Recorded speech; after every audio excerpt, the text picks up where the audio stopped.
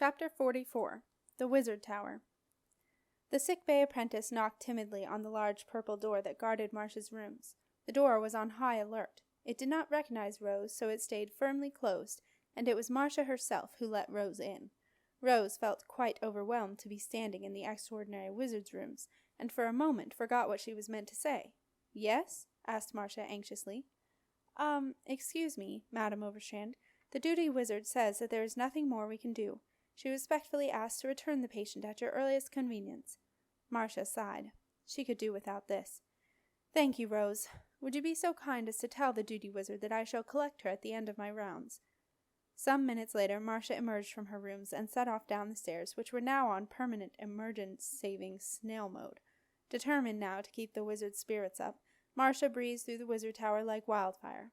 To keep the living safe shield going in the face of the continuing onslaught of the dark, she needed every wizard to concentrate on their magic. The frequent flashes of orange light that came through the windows were a constant reminder that the magical energy was draining away. Marcia wasn't sure if the tower could hold out much longer, and she was afraid that many wizards felt the same, but she had to make them believe it was possible. As she went around spreading encouragement, Marcia felt the air begin to buzz with magic once more. It was exhilarating, like walking through the aftermath of a storm, with the air fresh and tingling, and dusted with faint sparkles of light rain drifting in the breeze. Gone was the gossip, the bickering, and the petty rivalries that always bubbled below the surface of the wizard tower. Now everyone was working together. Marcia moved quickly through the tower. Most wizards and apprentices chose to be in a public part of the tower. Few wanted to be alone at such a time. They were scattered about, each focusing on their magic in ways that were best for them. Many paced the great hall, murmuring quietly, so that a purposeful hum rose up through the tower. Others sat by a window and stared intently at the indigo and purple lights of the safe shield, trying not to wince when a flicker of orange disrupted them. Having made a point of being seen by as many wizards as possible, Marcia took the stairs to the sick bay. First, she slipped into the disenchanting chamber to see Sire. Marcia stood for a moment saying a silent goodbye, just in case. She knew that Sire, still deep in disenchantment, would not survive for long if the dark domain entered the tower. Marcia emerged shakily to find Jilly Jin waiting for her at the duty wizard's desk, like a parcel in lost property. "The duty wizard sends her apologies, but she has just been called to an emergency," said Rose. She fished out a large ledger from underneath the desk. Madame Overstrand, would you mind signing for the return of the chief hermetic scribe, please?" Marcia signed somewhat unenthusiastically for Jilly Jin.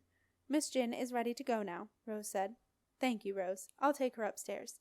Stopping on every floor and encouraging wizards as she went, Marcia made her way slowly back up to the top of the wizard tower, with Jilly Jin following her like a little dog. Once the big purple door had closed behind her, Marcia's upbeat manner evaporated. She sat Jilly Jin on the sofa, and then slumped down onto Septimus's stool beside the fire. She took down a small silver box from the chimney-piece and opened it. Inside lay the wizard tower half of the paired code, a thick, shiny silver disc with a circular indentation in the center. The disc was covered with closely packed numbers and symbols. Each one was joined to a finely etched line that radiated from the center. Marcia stared at it for some minutes, thinking what might have been if only she had the manuscriptorium half of the code. The silver disc taunted her. "Where is my other half?" it seemed to say. Marcia fought down a desire to transport out of the wizard tower and hunt down Marin Meredith. How she longed to get her hands on him. But Marcia knew that any magic that breached the safe shield would let the dark come streaming in, and it would be the end of the wizard tower. She was a prisoner of her own defenses. Angrily, Marcia looked up and glared at Jilly Jin. The chief hermetic scribe was, in her opinion, guilty of gross neglect. If she had not nurtured that snake Marin Meredith in the manuscriptorium, none of this would have happened. Marcia shut the silver box shut with a crisp snap. Jim Nee jumped. With a loud snurr, the genie turned and made himself comfortable on the grubby shoulder of Jilly Jin. The chief hermetic scribe did not react. She sat staring into space, white-faced, vacant. A sudden flash of orange lit up Ginny and Jin, making them look eerily like wax dummies.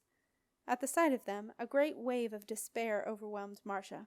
Not since the night Alther and Queen Caris were shot had she felt so alone. She wondered where Septimus was now, and imagined him lying in a dark trance in an empty alleyway somewhere, freezing in the snow. Marcia blamed herself. It was her intransigence that had driven Septimus to Marcellus that afternoon. just as it was her stupid mistake that had banished Alther. And now she was going to be the extraordinary wizard who lost the wizard tower to the dark.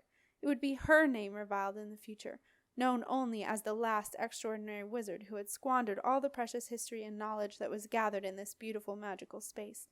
Marcia Overstrand, 776th extraordinary wizard, the one who threw it all away. Marcia let out a sound somewhere between a groan and a sob. At the top of the wizard tower was a large and very ancient dragon window that led into Marcia's sitting room. Outside the window was a wide ledge made for the perching of dragons, which was also useful for the perching of ghosts, who were unused to exercise. Feeling thankful that as an apprentice he had once, very briefly, climbed out onto the ledge for a dare, Alther hovered there while he recovered enough strength to discompose himself and go through the window. He peered through the glass but could make out very little. The room was dim, lit only by firelight. There was, he thought, a figure sitting by the fire with her head in her hands, but it was hard to tell. Some minutes later, Alther had regained enough strength to discompose. He took the ghostly equivalent of a deep breath and walked through the dragon window. Marcia looked up. Her glistening green eyes widened and her mouth fell open. She did not move. "Marcia," said Alther very gently. Marcia leaped to her feet and squealed. There was no other word for it. "Alther! Alther! Alther! Alther! It's you! Tell me it is you!" She raced across the room, and forgetting that he was a ghost, she hurled herself at him, passed through, and cannoned into the dragon window.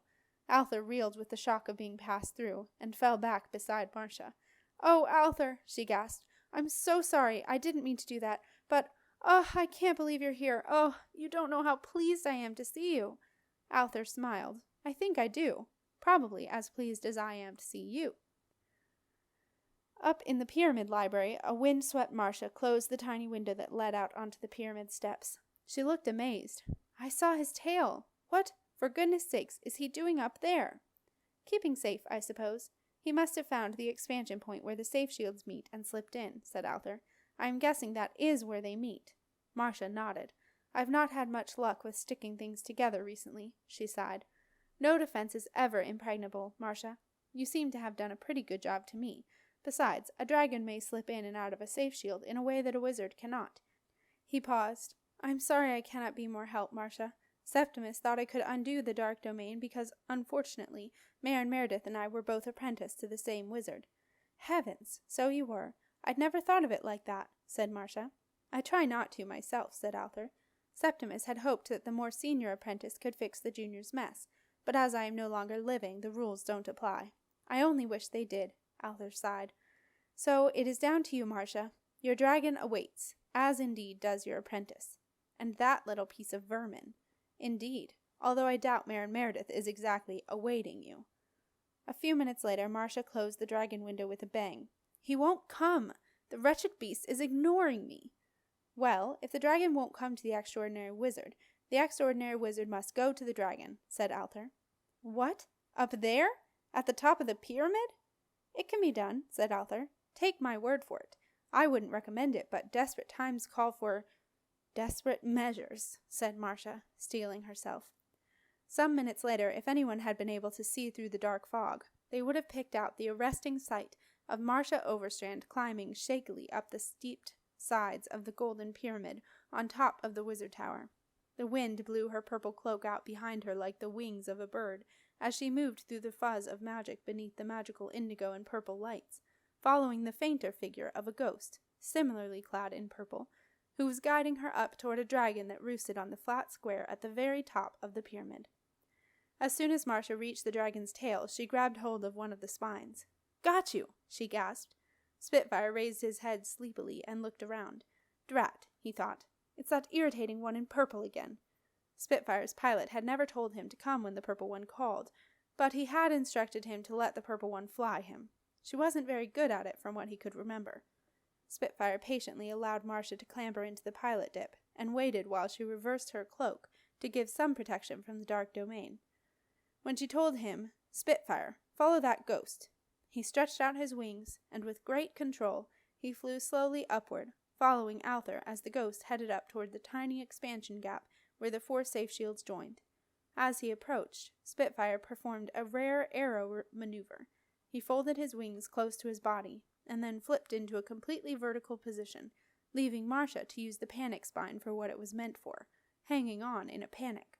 With his nose pointing up to the sky, like a dragon-shaped bolt from a crossbow, Spitfire shot through the expansion gap at a tremendous speed and left it as undisturbed as he had done when he had arrowed in 2 days earlier. Ghost and dragon flew off through the dark fog, heading for the Maker's Mile Tally hut. Down below in Marcia's rooms, the big purple door recognized Silas Heap. It opened, and Silas stepped inside. "Marcia?" he whispered. There was no reply. The firelight flickered, casting weird shadows on the wall of a dwarf and someone balancing a pile of donuts on his head. Silas felt a little spooked. "Marcia, are you there? It's only me. I came to see if you are all right. I thought you looked a bit lonely. Might need some company. Marcia?" There was no reply. The bird had flown.